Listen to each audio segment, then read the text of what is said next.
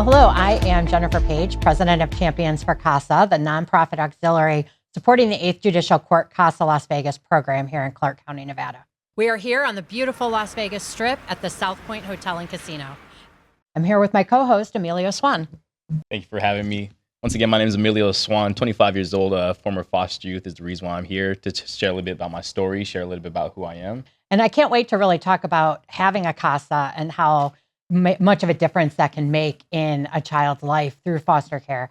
And Amelio and his stories are going to really lead us through that journey of explaining to us just what an impact that can really have on a child. All right, well, I thought I would start by sharing a little bit about myself, my background, and how it was that I came to be and got involved in CASA. So for me, that kind of journey started at home as a child. I had a little bit of a rough childhood. It was definitely marked with alcoholism, domestic violence, lots of chaos, kind of typical telltale trauma signs that we hear about doing the work that we do. For me, the way that I dealt with that was very different than what you've shared with me. For me, it was perfection. I felt like I always had to wear this mask, always had to be the perfect child, always had to be the one that could be counted on to do the right thing. And that was the way that I could control the chaos happening in the house.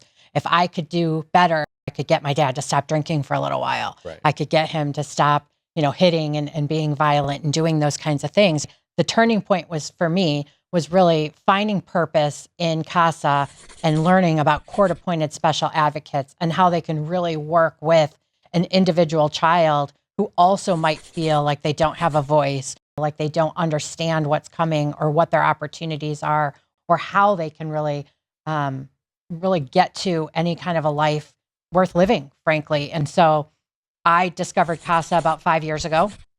A good friend of mine had introduced me. I went into an orientation and learned more about what it is that court-appointed special advocates do, how they do it, and it was life-changing. I mean, I've been all in since that moment happened.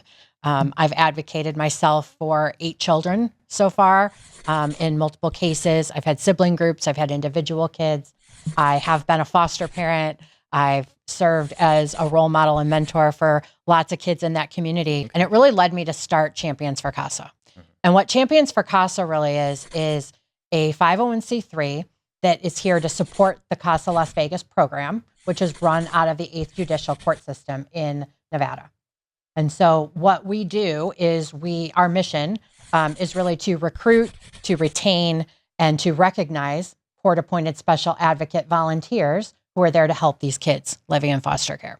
And so we've made it our mission to really support and serve those 3,200 kids, and really ultimately with the goal of making sure that every child in foster care has a CASA volunteer. So that's my story. That's kind of how I got involved in doing what we do. And I cannot wait for everyone to hear your story. It's just absolutely amazing. So please. Thank you for sharing. There's a lot to take in. I was really taken back. You said you're a foster parent. I like building connections with all people in the community. Some people like to focus on the child as they go through the system. And there's a quote that I like to follow by: "It takes a village to raise a child." Yes, the children are the focus. They're the people who we want to help them create a better life.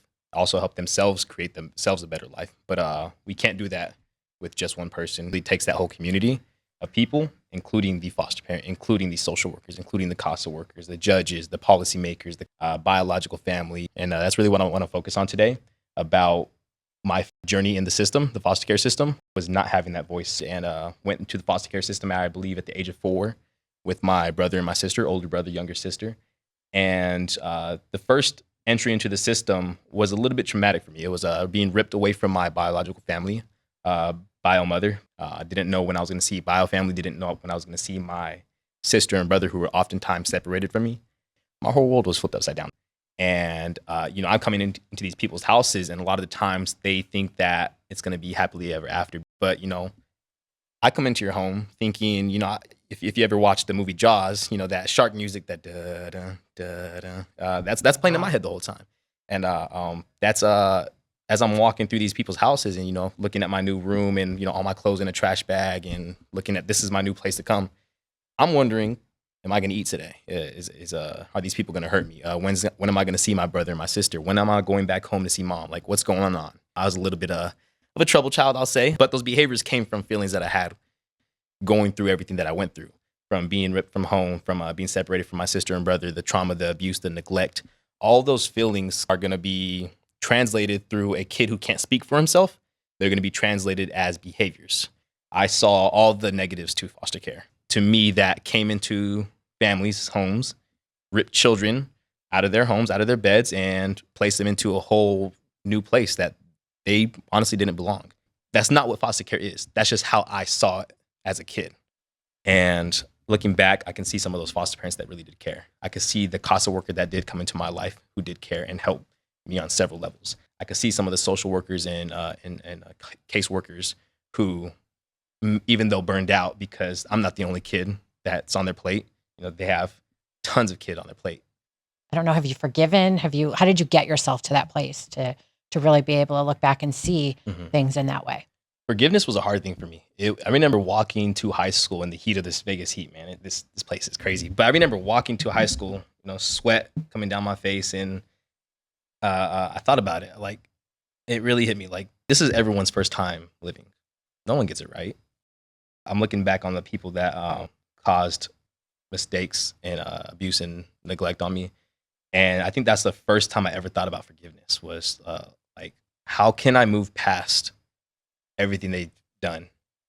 I can't just forget about it. It's always going to be a part of me, no matter how much I heal over it. I think healing is a never-ending journey, especially going through the stages of grief, never-ending journey. But once I started feeling those boulders just like lifted off my back and started beginning to build new relationships with adults, I now have, 2 people in my life that I call mom. And I'm looking at everything that I'm building now.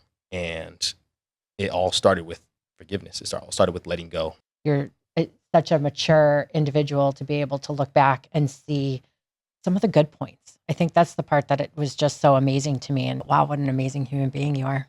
Thank you. I mean, I'm absolutely inspired. So thank you so much for sharing that. Of course. And so I'd love to talk to you a little bit more about something you said, which is you watched people make decisions for you. I know what the role of a CASA volunteer is, Right. and I'll obviously share that. Right. I mean, just at the most basic premise, it's about making decisions and making recommendations, rather, about what's in the best interest of a child. Right, Not right. necessarily what a child wants, but what's Child in the best needs. interest of that child. So the number one thing, it's going to sound funny. The number one thing that I remember my CASA worker is funniest thing. It's eating Subway with them. Eating a meatball, 6-inch sub. And That's it. That's the memory. that's That's the memory. cool. It sounds funny, but in that time that I was eating that sub, that I was just I was taken out of the house that I was in currently at the time, taken out just to go to Subway and eat a sub. At that time, it felt like everything in my life was on pause. And I was just out with this person who I kind of built somewhat of a trustful relationship with. And it felt like I didn't have to worry about school.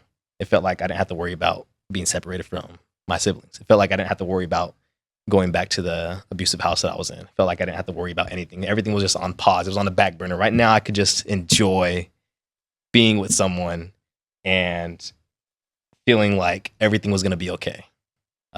It was a big memory for me, and I remember it to this day. Feeling like, finally I have someone who is in my corner. I think the biggest thing about it was just the fact that there was someone who was not only willing to listen to my interest, to what I wanted. There was someone who was able to advocate it when I wasn't able to advocate for myself. It felt like I finally had a seat at that table.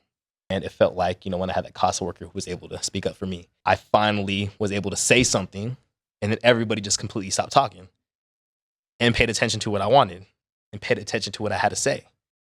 Eventually, I saw that even though I was going through different houses, this person was right behind me, going through every single one with me, making sure that house was giving me everything I needed, making sure that I was happy, making sure that I was with brother and sister. Well, I know you're a CASA volunteer, and I can tell you she was not giving up. There was no I chance. saw that as well. I was very stubborn, and I was like, aren't you supposed to leave like everyone else? Like, aren't you like, where's the next CASA worker at?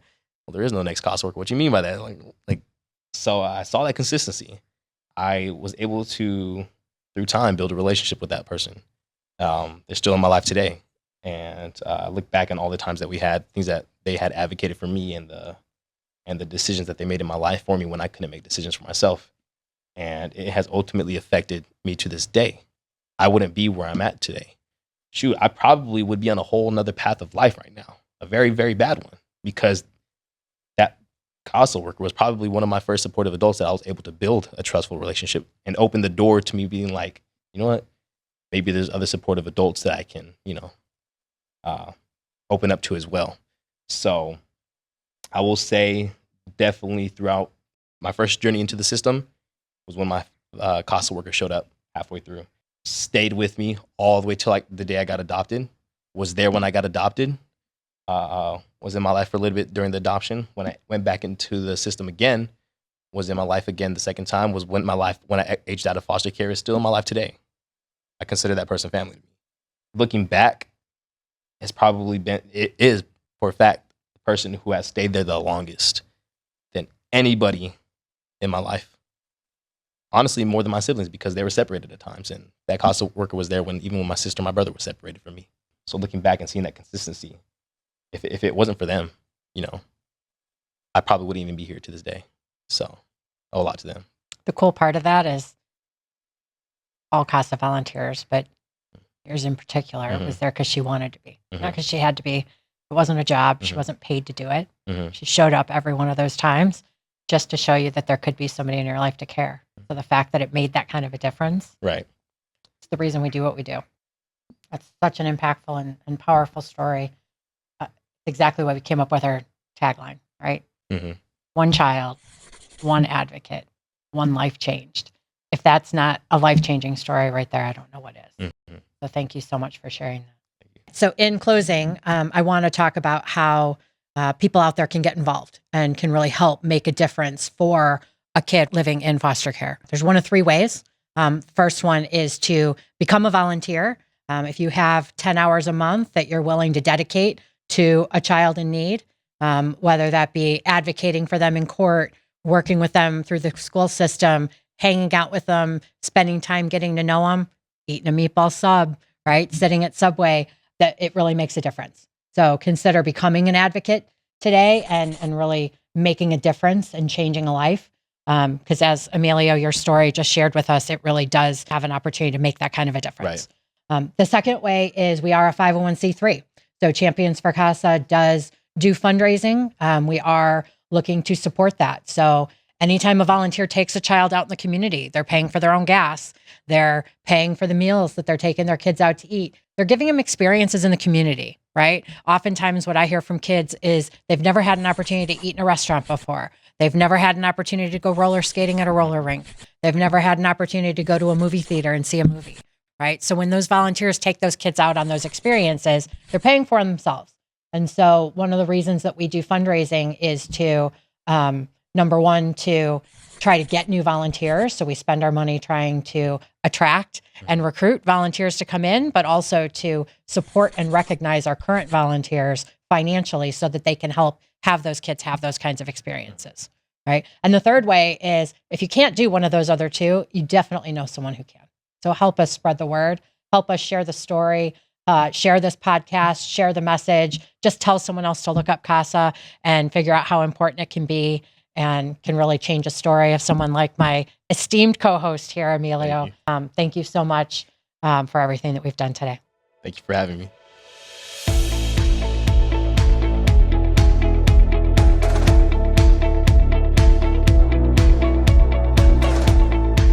But if they could see the person who I am today, the things that I'm doing now, it would astound them.